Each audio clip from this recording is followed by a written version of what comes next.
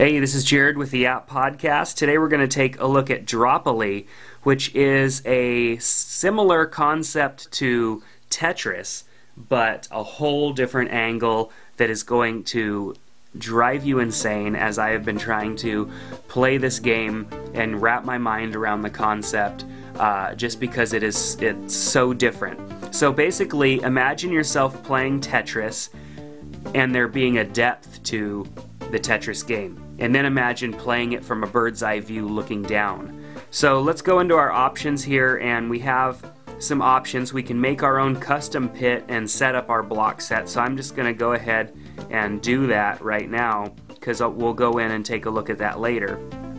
We've got different block sets to choose from here, which means we're not stuck playing with the same set of blocks, just as you know Tetris has the same set of blocks, and that's it. So let's go start the game. We have a couple of predefined pit sizes here with different block sets that will be included in them.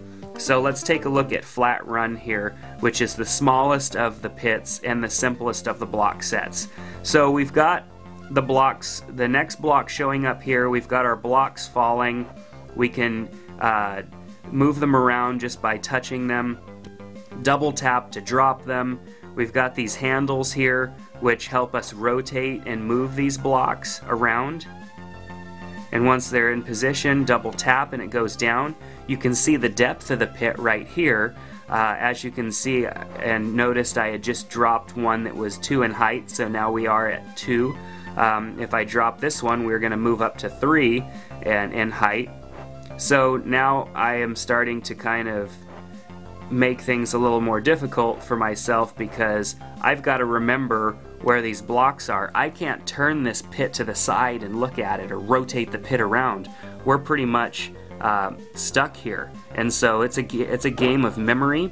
And there I go. I just eliminated one row, so that's cool. Now I'm going to try to do it again. So let's rotate that and drop this guy in the center there.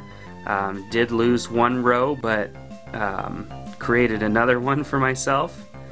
So alright, so I'm going to hit pause. When you hit pause, everything disappears and you get the scores.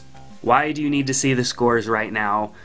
Well, this keeps you from cheating, because otherwise you could sit there, hit pause, and try and figure out what you're going to do next. And we all know that's cheating. So pause takes away the blocks and gives you the scores to look at instead. So let's go back to the main menu. So we have some other games here. Let's look at Out of Control. So now we have a much larger grid. Drop in these blocks. These blocks are crazy in shape, so you really have to be smart about where you drop them and how you play them, because if you don't, you're going to end up with space underneath them in these different positions that are going to be impossible for you to wrap your mind around and get a block underneath. So very challenging as the game goes on here. Gosh, playing with this depth is just a total different aspect to a game that makes it so challenging but very addicting at the same time. Okay, so let's pause and go back to the main menu, and let's look at my custom game that I just had set up earlier in the options. So I've got my flat block set, which is the easiest block set, but I have a much bigger grid than the typical grid that would come with the presets in the games, in the game mode. So this makes it a little bit more fun, a little bit more challenging, but not as difficult as using one of those crazy block sets. I just don't have that kind of mind. I can't concentrate that well to remember all of that stuff. So this would be an appropriate level for me.